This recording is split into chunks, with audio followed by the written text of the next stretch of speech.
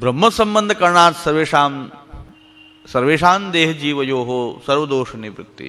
આ નિવૃત્તિનો અર્થ આ છે કે એને એક આ દ્રષ્ટિથી જોવું, બ્રહ્માત્મકતાની દ્રષ્ટિથી જોવું, એને બ્રહ્મ સંબંધ કહેવાય. આવી મહાન દીક્ષાને આપણે બહુ હલકી બનાવી દીધી. 200-500 જણા ઊભા રહી જાય ને બધા રાત પર તુલસી આપો. હવે એને ખબર પડે શું બોલ્યા ને શા માટે આવ્યો ને શું કામ આવ્યો ને 200-500 ભેગા કરી અને બ્રહ્મ સંબંધ આપી દેવામાં આવે. અહીં પણ કાર્યક્રમ વાંચ્યા હતા. અમારા જુનાગઢના મહારાજશ્રી આવ્યા હતા. એમણે જેને પણ બ્રહ્મ સંબંધ લેવું હોય, પ્રવચન 2 દિવસ પ્રવચન કરવામાં આવશે. બ્રહ્મ સંબંધ લેવું હોય તો નીચેના નામ ઉપર કોન્ટેક કરો, અહીંયા નામ લખાવી દો અને 200-500 ભેગા કરી બ્રહ્મ સંબંધ આપી. એ જુનાગઢથી અહીં પધાર્યા હતા. બધાને આ રીતે 200-500 જણાને હોય તો જ બ્રહ્મ સંબંધ આપે છે. 1-1, 2-2 હોય તો ના પાડે કે સેવા કરવી હોય તો બ્રહ્મ સંબંધ લેવું ને એવું બધું. બોધ એકાદ જણો આવ્યો હોય તો એમ કહે 200-500 જો ભેગા થઈ જાય તો બધાને આપી દે. એટલે એકાદ દોષવાળો હોય શકે, પણ એકસાથે ભેગા થઈ જાય તો સર્વદોષ નિવૃત્તિ થઈ જાય. તો બ્રહ્મ સંબંધ કરનાર સર્વેશાન દેહ જીવયો સર્વદોષ નિવૃત્તિ. એટલે આ દીક્ષાને આવી હલકી બનાવી દીધી, ખાલી ચેલા મૂંડવાની પ્રક્રિયા બનાવી દીધી. એ શું કરશે, સેવા કરશે, નહીં કરે, પછી શું કરશે, શા માટે આપો છો, કાંઈ ખબર નથી. અને અહીંના આ બધા આપણે તો અલૌકિક નામ અહીંનું આપણે રાજનગર કહીએ છીએ, અમદાવાદ. આપણે અમદાવાદી મહારાજો જે છે, લૌકિકતાથી ગ્રસિત થઈ ગયેલા અમદાવાદી મહારાજો છે, એ લોકો તો ઘરે નાહીને આવી જવાનું. અહીં તો અમદાવાદી મહારાજો તો જગ્યા જગ્યાએ બધા ધામ ખોલીને બેઠા છે ને, એને તો ઘરે નાહીને આવી જાઓ. બ્રહ્મ સંબંધ લેવો તો ત્યાં નાહવાનું પણ નહીં, અપ્રસ પણ નહીં કરવાનું. ઘરે જેમ હવે ઘરે હજી કોઈ દી પુષ્ટિ માર્ગને જોયો નથી, ઘરે કેમ નાહતો હોય, કેવી રીતે નાહતો હોય, ઘરે નાહીને કપડાં ગમે પહેરીને અહીંયા આવી જાઓ, અહીં બ્રહ્મ સંબંધ આપી દઈશું. અહીં તો આ પ્રકારનું વાતાવરણ છે, બધે જ છે. પણ અહીં આ લોકો અમદાવાદ ક્યાંક તો બહાર થોડાક આવીને નવડાવે તો છે. અહીં તો ઘરેથી નાહીને આવી જાઓ. અને પછી ઓલા કે જે વ્રત કરવાનું, ભાઈ જો વ્રત થયું હોય તો ઠીક છે, કારણ કે એનું ટાઈમ ફિક્સ હોય. આ દિવસે આ એરિયામાં, આ દિવસે આ એરિયામાં, બધી જગ્યાએ ધામ ખોલી દીધા છે. હવે કાંઈ ગોલોકધામ બાકી છે, એ ગોલોકધામ. બાકી બધી જગ્યાએ અલગ અલગ ધામ, અલગ અલગ એરિયામાં અલગ અલગ ધામ છે. તો એમ બધાને ટાઈમ બધી જગ્યાએ આ જગ્યાએ આ દિવસે પહોંચે, આ દિવસે પહોંચે. જેટલા હોય એટલા બ્રહ્મ સંબંધ આપી દેવાના. ઘરેથી નાહીને આવી જાઓ, બ્રહ્મ સંબંધ પેન્ટ શર્ટ પહેરેલા, નાહેલા, ગમે એમ આવી જાઓ, બ્રહ્મ સંબંધ દઈ દેવો. કોઈ પૂછે કે ઉપવાસ કરવાનો, કોઈ કર્યો હોય તો ઠીક છે, ન કર્યો તો આજે બ્રહ્મ સંબંધ લઈ લીધું પછી કરી લેજો, એ ચાલે. હવે આ ઉપવાસ માટે આજનો દિવસ ફિક્સ છે ને આજે ઉપવાસ ના કર્યો શું કરવું, તો જવા કેમ દેવો? તો આજે હવે ઉપવાસ કરવાનો અર્થ શું, કે બ્રહ્મ સંબંધ લીધા પછી ઉપવાસનો અર્થ શું, કે બ્રહ્મ સંબંધથી અશુદ્ધ થઈ ગયા કે હવે શુદ્ધ થવું પડશે? હા, તો બ્રહ્મ સંબંધ આજે આપી દીધો, હવે ઉપવાસ કરવાનો અર્થ શું? પહેલાં કંઈક શુદ્ધિ કરવા માટે ઉપવાસ હોય કે આગલે દિવસે ઉપવાસ કરીને પછી બ્રહ્મ સંબંધ નહીં, તો આપણે થોડી ઘણી શુદ્ધિ, આંતરિક શુદ્ધિ થાય. હવે બ્રહ્મ સંબંધ આપી દીધું પછી ઉપવાસનો અર્થ શું, કે બ્રહ્મ સંબંધ આપવાથી અશુદ્ધ બની ગયા કે ફરી એને શુદ્ધિ કરવી પડે ઘરે જઈને? તો આ કોઈ મેળ વગરની વાત મેં અહીં બધી સાંભળેલી છે. કારણ કે અમદાવાદમાં તો હું ખૂબ રહ્યો છું, કારણ કે અમારે અહીં ઘર જ હતું મણિનગરમાં અમે રહેતા, તો એ મહિનાઓ રોકાવાનું થતું હતું. આ બધી લીલાઓ ખૂબ સાંભળતા જોતા ત્યારથી જોઈએ છે, આજથી નહીં, આજથી લગભગ 25-30 વર્ષથી. ખાલી પ્રવચનના સત્રો ઓછા હતા પણ રહેવાનું તો એ ખૂબ થતું હતું. ત્યારે આ બધું સાંભળતા જોતા ત્યારથી જોઉં છું. એમની શરૂઆતનો કાળ હતો, હવે તો બહુ વિકાસ થઈ ગયો. એ લોકોની શરૂઆત હતી ત્યારે તો, હવે તો બધો વિકાસ થઈ, ખૂબ મોટો વિકાસ થયો. અને વિકાસ તો એટલો બધો કરી નાખ્યો કે આ વસ્તુની ભયંકર નિંદા થવી જોઈએ. એવા કૃત્યો જે પુષ્ટિ માર્ગમાં કલંકરૂપ જે છે, સિરમોર કલંક છે, કે ઠાકોરજીની સામે ફિલ્મોનું પ્રમોશન કરવું. ઠાકોરજીની સામે તમે ઠાકોરજીના શું માની રહ્યા છો, શું ખેલ માની રહ્યા છો કે શું માની રહ્યા છો? પ્રભુ સામે પીઠ રાખી અને ફિલ્મી કલાકારો છે એના વખાણ કરવા, આવું દુષ્કૃત્ય મેં તો આ પુષ્ટિ માર્ગનું ખરાબમાં ખરાબ દ્રશ્ય આ જોયું. અરે ખરેખર આવા લોકો જો બ્રહ્મ સંબંધ આપતા હોય તો હોય એના કરતાં અશુદ્ધ તો થઈ જ જાય, પાછું વ્રત કરવું પડે એ બરાબર કે ઠાકોરજીની સામે ફિલ્મ કલાકારનું પ્રમોશન થાય, અત્યંત લૌકિકતા, અત્યંત પ્રવાહિતાનું એકદમ નગ્ન નાચ એ અહીં જોવા મળ્યો. અને કોઈ ન જોયું તો યુટ્યુબમાં જોઈ લેજો, યુટ્યુબની અંદર છે બધું, કે ઠાકોરજી બિરાજી રહ્યા છે અને તમે પીઠ થઈને માઇક લઈને ફિલ્મના કલાકારોના વખાણ કરી રહ્યા છો. ઠાકોરજીને આ તમે એને આરાધ્ય માનો છો કે શું માનો છો? કમસે કમ મૂર્તિ, ચાલો ખાલી મૂર્તિ છે, ભગવાનની ખાલી મૂર્તિ છે. મર્યાદા માર્ગીઓ પણ રાષ્ટ્રપતિ કે પ્રધાનમંત્રી આવી જાય તો એ પણ એ પોતાના આરાધ્યની મર્યાદાને ચૂકતા નથી. પછી બહાર જઈને જે કરતા હોય એની સામે તો ત્યાં પૂજા અર્ચના જ કરાવે છે, એને નમાડે છે. મર્યાદા માર્ગમાં જુઓ તો પણ રાષ્ટ્રપતિ આવી જાય કે પ્રધાનમંત્રી આવી જાય, પણ એ બધા દેવ સામે તો બધા ઝૂકેલા હોય, પછી બહાર એનો આગતા સ્વાગતા જે કરતા હોય તે કરે. એટલો કાની તો મર્યાદા માર્ગની અંદર પણ રાખવામાં આવે છે. તો તમારે પ્રમોશન કરવું હોય તો અલગ એક કાર્યક્રમ રાખી, હોલ રાખી કરી શકતા. ઠાકોરજીની સામે દર્શન ખુલ્લા છે, હિંડોળા ઝુલાવી રહ્યા છો અને ફિલ્મના કલાકારોનું, ફિલ્મના કલાકારોનું બધાનું સન્માન, એ પ્રમોશન, એક પ્રકારનું પ્રમોશન છે ફિલ્મનું. આટલે અધમ કક્ષા આપણી આવી ગઈ છે કે આવું. અને નાની ઉંમરના હોય તો ઠીક છે, પણ એમાં 3 પેઢી ભેગી હતી પ્રમોશન કરવામાં, એક સાથે 3 પેઢી, 70-72 વર્ષના પણ મહારાજ હતા. એટલે અને 3 પેઢી એક સાથે ત્યાં આ ફિલ્મનું પ્રમોશન કરતી હતી. અને હવે એ મોટા મોટી કથાઓ કરે તો એમાં કથાઓમાં શું એ પુષ્ટિ માર્ગ આપી શકે? તો મહાપ્રભુજીના માર્ગમાં આ રીતે બધી ગામની ગંદકી ભેગી કરશું તો આ તો બ્રહ્મ સંબંધ કરનાર સર્વેશામ દેહ જીવયો સર્વદોષ નિવૃત્તિ. સર્વદોષ નિવૃત્તિ ક્યારે હે? જ્યારે બ્રહ્માત્મકતાનો બોધતા હે, બ્રહ્માત્મકતા નો બોધતા હે. અને એ બ્રહ્માત્મકતાનો બોધ કરવાની તો આ દીક્ષા છે બ્રહ્મ સંબંધ, કે તમે બ્રહ્માત્મક છો. તમારી સાથે જોડાયેલી જે બધી વસ્તુ છે એ બ્રહ્માત્મક છે. આ દૃષ્ટિ આવવાથી એમાં જે દોષ જે છે એ દોષ હવે સેવામાં બાધક નહીં થાય. કારણ કે એને જ્યારે ઠાકોરજીની સેવા કરો છો ત્યારે બધું બ્રહ્માત્મક માનીને જો પ્રભુને સમર્પિત કરશું, સેવામાં જોડશું, તો કોઈ દોષ જે છે અંતરાય રૂપ થતો નથી. એ આપણી બ્રહ્મ સંબંધની મહાન દીક્ષા શ્રી આચાર્ય ચરણો દ્વારા આપણને પ્રાપ્ત થઈ છે. એમાં એ બ્રહ્મ સંબંધ કરવાથી સેવામાં કોઈ દોષ અંતરાય કરતા નથી. આ દોષ જે છે એ લોક અને વેદમાં 5 પ્રકારના 5 કેટેગરીમાં વિભાજિત કરવામાં આવ્યા છે. લોકવેદ નિરૂપિતા. આ લોકવેદમાં નિરૂપિત આ 5 પ્રકારના આ દોષો જે છે કે જેની નિવૃત્તિ આ બ્રહ્મ સંબંધ કરવાથી થાય છે.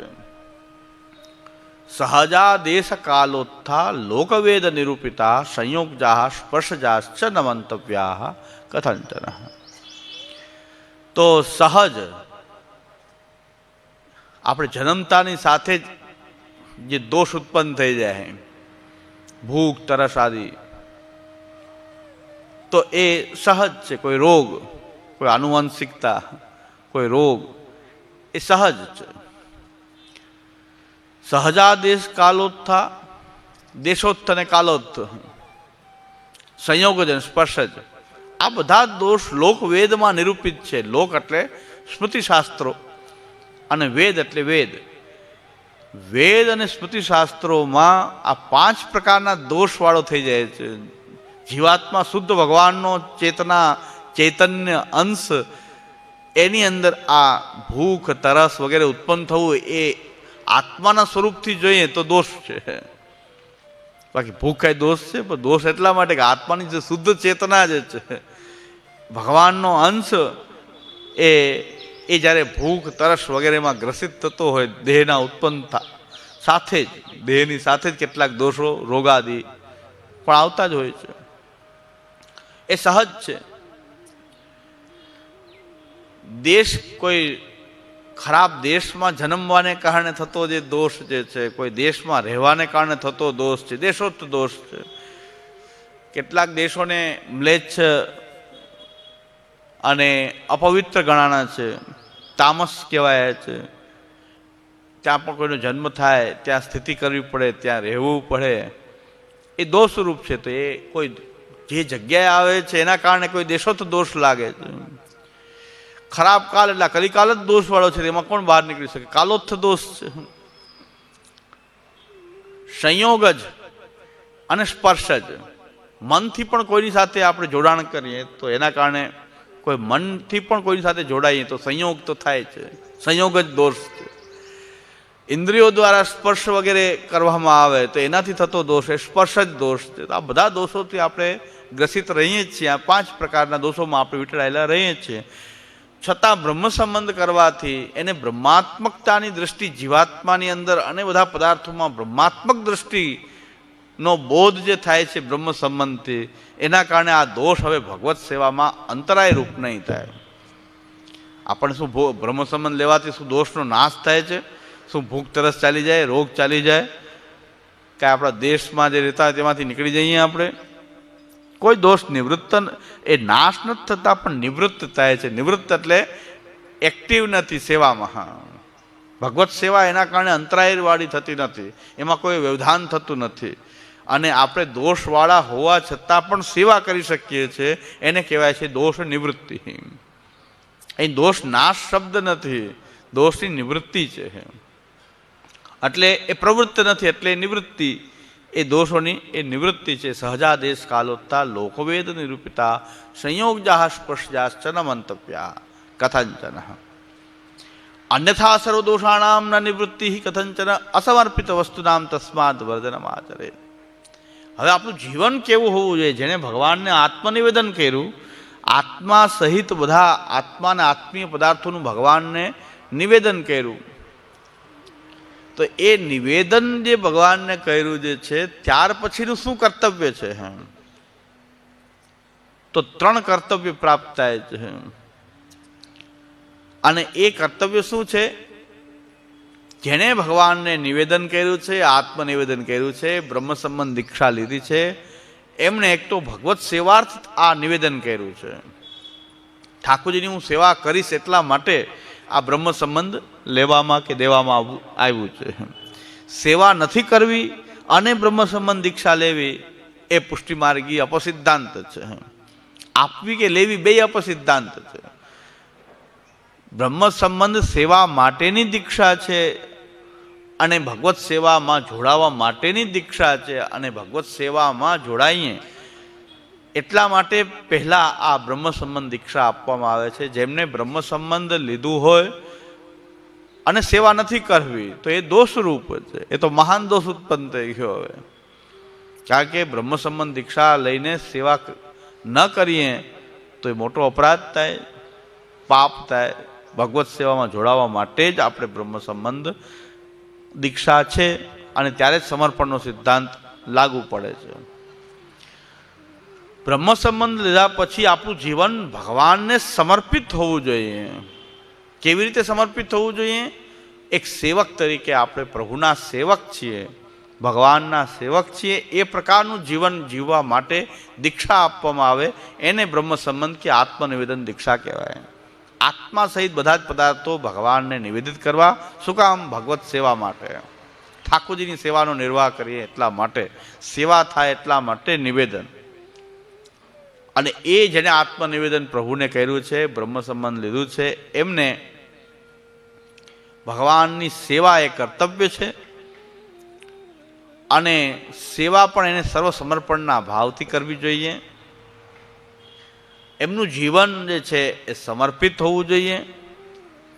અર્ધભુક્ત જે છે અસમર્પિતનું વર્જન હોય છે, સમર્પિત પદાર્થોનો ઉપયોગ હોય છે, અને અર્ધભુક્ત પદાર્થોનું અસમર્પણ.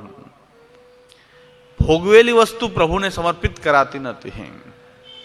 જે વસ્તુ આપણે પહેલા ભોગવી લઈએ પછી પ્રભુને ધરીએ એ અર્ધભુક્ત કહેવાય છે. તો અર્ધભુક્ત પદાર્થોનું સમર્પણ ન કરવું જોઈએ. સમર્પિત જ જીવન હોવું જોઈએ. આપણો બધો જ વ્યવહાર જે છે એ સમર્પિત હોવો જોઈએ. ખાલી ખાનપાન નહીં, પણ સર્વ વ્યવહાર આપણો, દરેક આપણા લૌકિક વૈદિક કાર્યોમાં સમર્પણની ભાવના હોવી જોઈએ.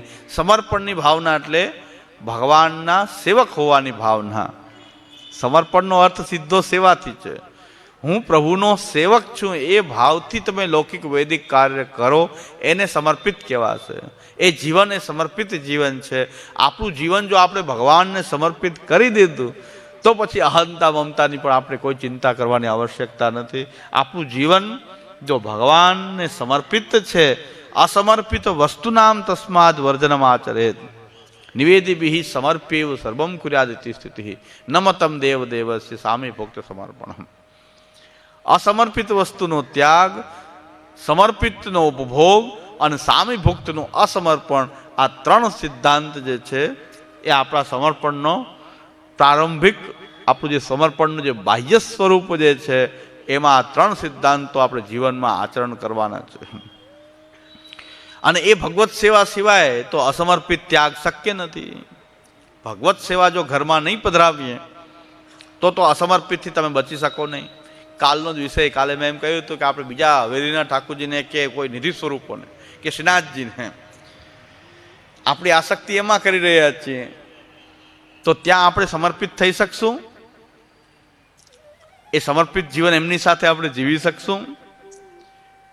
અને જ્યાં આપણે સમર્પણ કરવાનું જ છે, સમર્પિત જીવનનો આપણા પ્રભુની સેવામાં જ આપણું સમર્પણ સાર્થક થાય છે. કારણ કે આપણે કાંઈ ખાલી અન્નનું સમર્પણ થોડું વિચાર્યું છે. આપણે તો દેહ, ઇન્દ્રિય, પ્રાણ, અંતઃકરણ, આત્મા, આલોક, પરલોક,